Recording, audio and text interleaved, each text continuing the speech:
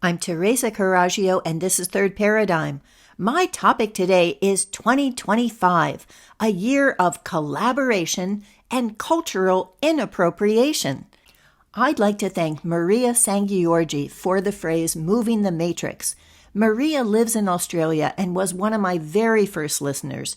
We found each other through a common resonance with Russell Brand. She was the one who told me about Battleground Melbourne and Cafe Locked Out. She teaches Egyptian dance, which we call belly dance in the West, to groups of women. She wrote, "Today is new moon in Capricorn, and it's New Year's Eve. I am reminded that at the next new moon, which is 4 weeks away, when the moon will be in Aquarius, conjunct the Sun and Pluto, also featuring a bunch of other astrological events that make this time very strong and unique, I will be in retreat with a group of women, sensing, feeling, dancing the spiraling heart through the consciousness of water. This great transition, this moment in the universal clock of events, is saying we are shifting into a greater consciousness. Can you feel it? I can, that is for sure. I feel as if I am living a multidimensional life. As I walk through my day-to-day life, doing ordinary things, sharing spaces with all kinds of folks, doing all kinds of tasks. Simultaneously, I am navigating another reality. And in this reality, there are some that feel it and know it the way I do and are navigating it with me, and others that don't. This shift has brought to my awareness, but really I always knew, that nothing is what it seems, and that this is a part of the expanded consciousness. I've been thinking that the word matrix is a psyop. According to the film, the red pill reality is deprivation and hardship if we're man enough to face it. But the pleasant fantasy world, where our life essence is being sucked out of us, is the matrix, a word that means matri, mother. It's the womb. We need to reject the maternal and comforting and prepare for war if we're being realistic. And of course, the brothers who directed it are now transgender women. The real world, I believe, is the matrix and the patrix, the web of mothers and the net of fathers together. I was also thinking about the word woman as a man with a womb. Male appendages are much more obvious, but we don't distinguish penis men. Man or male is the default, where woman or female is the deviation. Is a woman merely a man with a womb? I was thinking about the relationship between Eve and evil, that what we have is Eve as the mother of all ills, as the Bible would have it. And on the Substack, I have a picture of what I think of as the real Eve, thanks to Amy Rosebush. A shape-shifty year. I was curious about the phases of the moon and how that interacts with our arbitrary Gregorian calendar, as fellow Australian Isaac Middle calls it. So I bought a hippie calendar called Moon 2025. And that told me that the moon does circle the Earth 13.33 times in a year, but it has to run to catch up with the Earth moving in its orbit around the sun, and that takes a little bit longer. So that actually does mean that there are 12 new moons and 12 full moons in a year. And I'm sure that Isaac could explain it better, and also Barbara Sinclair, who does the Quaking Poplar, and who tells me that the real new year should be starting after the summer equinox. In his article, Everything Changes on New Year's Day, Isaac Middle wrote, "Regardless of whether anything of significance does change on or around New Year's Day, virtually the entire astrological community, even the love and lighters, agree that 2025 is a uniquely transitional year. This means that every outer planet aside from Pluto will be changing tropical signs in 2025, with Pluto more than making up for that with its opposition to Mars not even 48 hours after the New Year's Eve fireworks have finished needlessly destroying wildlife and traumatizing pets.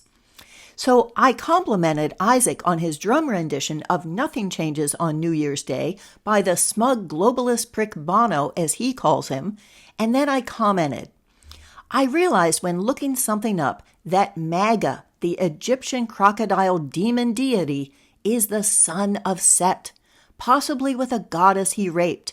So you have Set, the fratricidal, sociopathic proto-Yahweh, portrayed by the jackal donkey. That's the god of the Torah.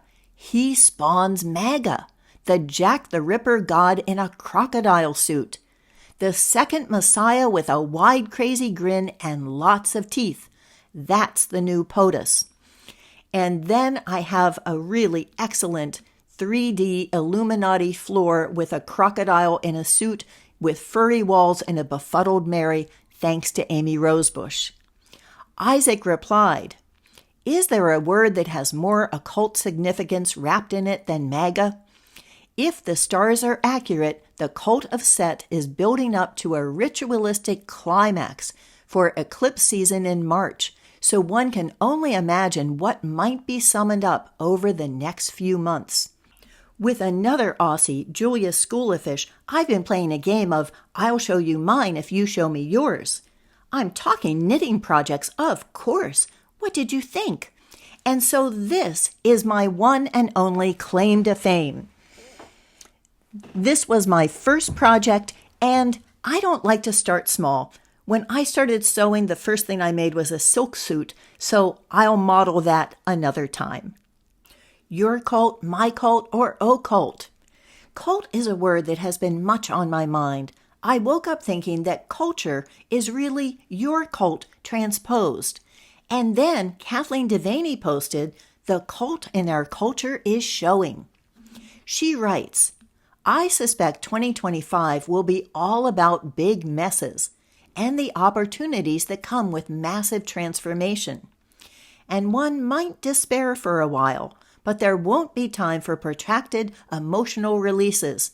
Change is coming fast and furious, so I recommend letting the process move through by holding identities lightly. The real you, a better you, is on deck. We were wrong. We were lied to. We were used. Okay, let it go and keep going. I find it helpful to remember that culture, even wholly manufactured cultish culture, exist alongside a real physical natural world. Spending time in nature aligns us back to this simple fact. With the rise of digital everything, this becomes increasingly essential. Even more, nature refuels and reminds us of a deeper reality we are always connected to, however obscured it's become. Somehow, almost magically, when we turn towards it turns towards us. I commented back to her, I knew there was a reason, other than the blue martini in the hot tub, that I decided to wait to record my New Year's post. I'll be including this. They say that however your New Year starts is how it will go. Today, I woke up already late to my 10 a.m. dance class, and I'm only now at noon having my first coffee of the day along with a waffle of insane greatness, and that's a technical term, with bananas sauteed in butter and brown sugar. So here's my forecast. This year, we will do everything wrong, and it will all turn out exactly right. Kathleen said she would start waffling on insane greatness right away. A Shakespearean interlude. My post on parenting and my point system got many wonderful responses from moms, including Annika, who will be a mom in 2025 and who wants me to finish my book in time for her son to be ready for it. For my hairdresser, that was the exact day that her daughter turned 2, after she had scoffed at my point system before that. Now that daughter has a baby son of her own and says that she'll use the point system when he's old enough. One excellent comment was from Scott Gordon, who describes himself as a voluntarist, parent, and school teacher. He wrote, "Parents must retain the freedom of motion to carry out the purpose of parenting. It's nice to coach them into better, less harmful, and more effective strategies for those who have taken on the difficulties and responsibilities of parenting. If permissive parenting promised a non-authoritarian culture, we would have had one a long time ago. We don't, and we never will without responsibly raised children who are also taught to be responsible and incentivized to do so. Otherwise, you have spoiled, immature adults who demand the state continue their unfinished parenting, who cannot face personal responsibility and function on their own.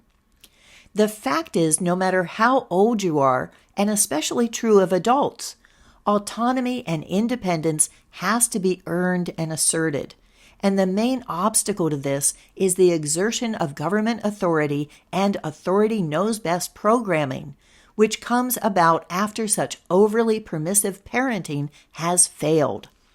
I cannot express enough the shock and my exasperation to find voluntarists engaging and indulging in such nonsense."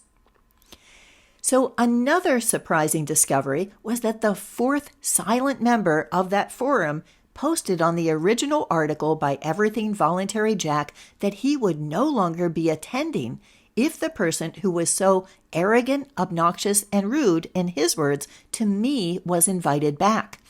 He also said my point seemed good, although I wasn't given a chance to explain my system, and that actual experience with tangible results will always be better than abstractions. Miracle! I told my daughter Veronica, who studied child psychology, that a guy had told me I was an authoritarian parent. She texted back, "Well, your kid says he's wrong," and attached an article on authoritative parenting, which is neither authoritarian nor permissive. And she said to let him know that I was never known to be short on explanations, ad nauseum, I think.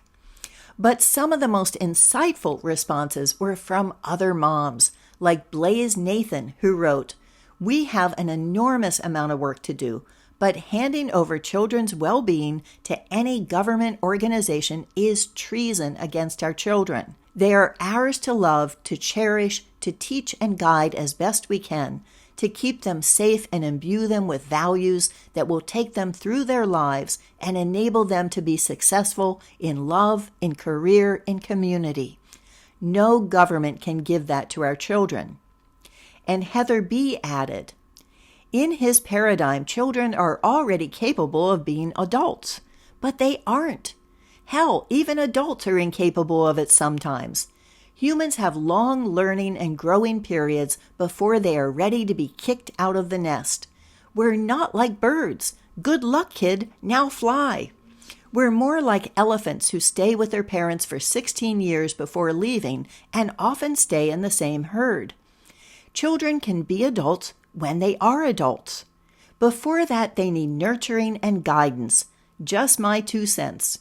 And she too has successful adult children."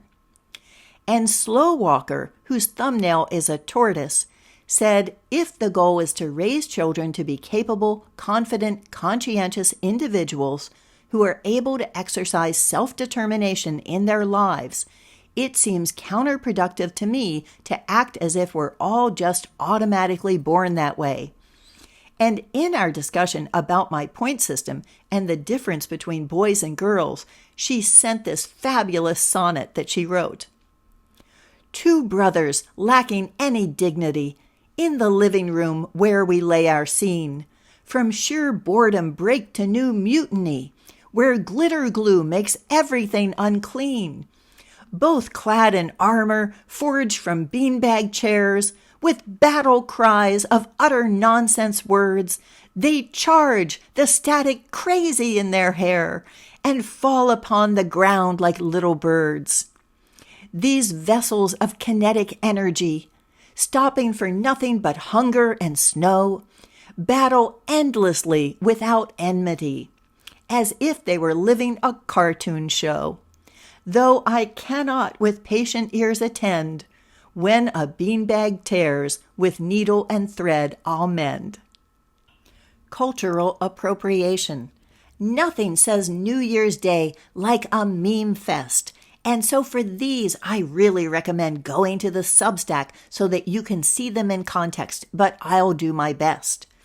One of my favorites is Conspirat with his Tuesday memes, and he has an adorable little rat that is chewing on a wire saying Happy Unplugged New Year. And another says, has anyone else noticed that the word pandemic is just dem surrounded by panic? Another is, if you told me as a child that one day I would have hundreds of robot followers, I would have imagined something much cooler than this. And then one that says, man sits by me on train. Man, loads of psychopaths around here. Me, really? Man, loads, mate. Me, how'd you know? Man, there's signs, aren't there? Me, I guess. Man, I love them. 45 minutes of awkward silence. Man leaves train, he has a bike. I realized he was saying psychopaths. When Rat reminded me that all culture is appropriation, I decided that stealing memes was cultural inappropriation, because the meme is really the modern form of poetry, distilling meaning down to its pithiest pit, including pics and humor and surprise. So take that, Homer. Heather B. of Bliss and Blisters is an original memester, along with being a cat burglar of them. I hope that my connecting the two doesn't lead to bloodshed, although I'd put odds on the crafty rat in a cat fight. Here are a few of Heather's New Year's meme-a-thon. Mom said, alcohol is your enemy. Jesus said, love your enemy. Case closed. And a surly-looking cat saying, don't be part of the problem, be the entire problem. I spread missing information. The detour I sent you was actually an upgrade, the universe. The all things considered rule of life. What if every single decision you ever made was the right one, all things considered? It was, and you rock. The universe. Then there's Conspiracy Sarah, who was also wishing us a year filled with love, laughter, and endless memes. Here are some of my faves. This is the White Rabbit saying, in order to even begin to understand what's going on in the world right now, you have to be open to the idea of unlearning almost everything you were taught. There's a very funny one of when your pants suspect something that you'll have to see. Climate change is much like the Holocaust in that you're somehow responsible for it. You're not allowed to question it. You're expected to believe all claims made about it. And it's used as a weapon to undermine a nation's well-being through collective guilt by advancing laws and regulations that benefit the people already in power. And then there's Donald Trump saying, when I begin my second term as president, I will sign into law a bill criminalizing anti-Semitism on the federal level all across America. Anti-Semites will have no place to hide once I sign this bill, and we will prosecute them to the full extent of the law. And then someone posts, most people don't realize this, but after the Bolsheviks took over Russia, it became a capital offense to criticize Jews. They don't teach this because it might wake people up as to what is happening right now. Then it says, a lot of people believe the most frequently washed body part in 2021 was the hands, but in fact, it was the brain. My whole life consists of wondering whether or not to make inappropriate comments. So, cultural inappropriation. And last, Tonica's Dress for Excess Binge Till You Puke Up Memes for the Next Year Meme-a-lanche. It took her 100 hours to curate and formate. I created a new webpage just for it so I can reach in like a cookie jar, a snack bin, a stash of mad money. Here are a few from wading in ankle deep. Imagine, if you will, an atheist stuck at a green light behind a car with a "honk if you love Jesus" bumper sticker. And then Descartes when he finds out that people who don't think also exist. When you find out all the bankers and politicians that opposed the Federal Reserve Bank were passengers on the Titanic. Arguing with idiots is like playing chess with a pigeon. No matter how good you are, the bird is going to shit on the board and strut around like it won anyway. And then, I no longer expect to win arguments. I just expect the inherent absurdity of my opponent's positions to become more and more obvious. Never has it become more apparent than it has these last couple of years that you can be standing next to another person and be existing in two completely alternate realities. My favorite conspiracy theory is that everything is going to be okay. And then I have another lovely picture from Amy Rosebush that I think is a depiction of the real Matrix. Spirituality is spirit reality. I want to move into that, don't you? Let's not waffle on our own insane greatness. Let's do everything wrong so it can turn out exactly right. Meet me on Apocalyptimist Lane. For more, here is What and Why and Who Am I from New Year's Eve on 2023, and this is What and Why and Who Am I from the summer solstice of 2022. I am excited to be with you on this wild ride through 2025.